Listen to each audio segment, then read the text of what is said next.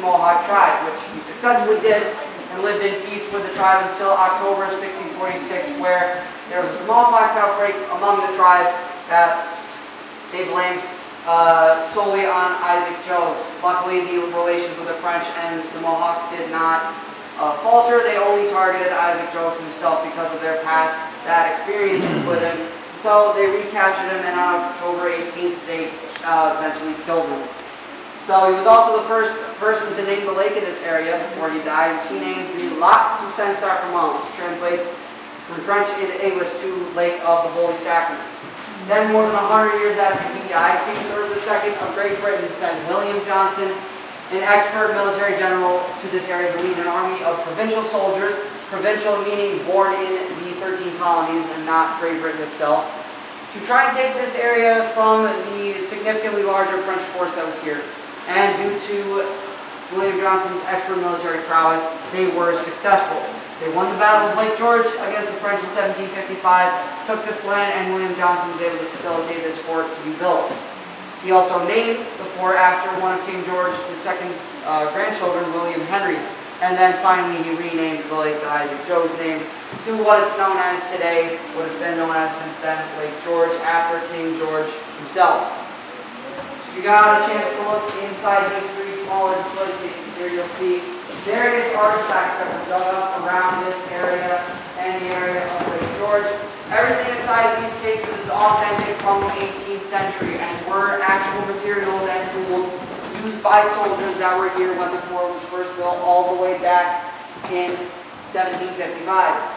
Then this large display case here shows you some models of the weaponry that would have been used by the soldiers, these muskets, whether they were English, French, and the reason that you see a Dutch model here is because there were Dutch traders that would be selling their models of muskets around this area, and the provincial soldiers had to buy these muskets because they weren't allowed to use the English model muskets. Those were reserved specifically for the true-blood British elite soldiers that had been sailed over here to defend the fort. All those four bayonets right there were dug up around this area, authentic from the 1700s. And then you can see one of the earliest models of a grenade launcher, where it didn't start off and tries to either sell or show as proof that they were successful in battle, and they got none of that. So they were angry at the French and decided that it would be best if they themselves just stormed into the fort and took their payment for themselves. So they led what was known as the massacre of the Fort William Henry and killed off all the remaining British men, women, and children who were most likely sick or injured, and took their spoils of war. Sometimes it would be scalps, fingers, toes, pieces of clothing, entire guns, and muskets. Sometimes they would get overzealous and take an entire head. And Marquis de Montcalm was disgusted by this, so he quickly tried to step in and end the massacre, but by the time he did, it was too late. Most of the British that were remaining in the fort were killed by the natives, so he immediately cut ties with his native allies. He lost a quarter of his men just like that. The fort was in ruins after the siege, and he realized that he stood no chance in trying to take Fort Edward, which was his next plan.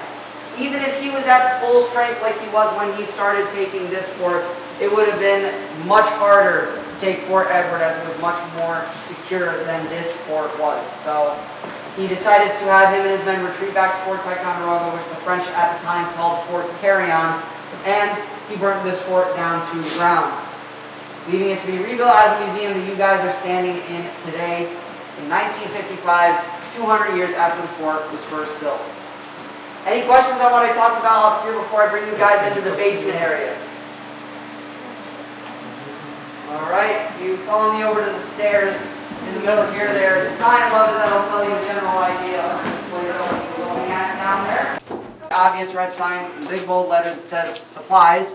This is where they kept their food, water, rum, salt, pork, flour. Side note, some in their screams of pain and agony. Sometimes they inhaled the musket ball and choked to death on it. So it was a very low survival rate for these operations, and it was a very unpleasant experience, to say the very least, for any soldier that was unfortunate enough to need any type of surgery back in the 18th century.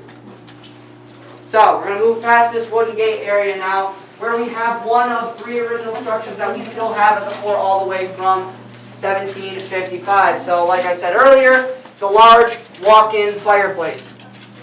Now, this thing has been through a lot in its life cycle. It's over 260 years old. And it started off with quite the rumble, literally, because it went through an earthquake just 2 weeks after it was built. And it wasn't a small earthquake by any means. You could feel that earthquake from Nova Scotia to South Carolina. Wow. My knowledge, we haven't had an earthquake that big near the United States in quite a long time. So that was a very prominent event. 1750s. How big's Fort Edward? I don't know the actual plot, how big the actual plot of land that it's built on. I don't know if it's bigger than this fort, but it was more secured back then. It wasn't as hastily constructed as the fort was.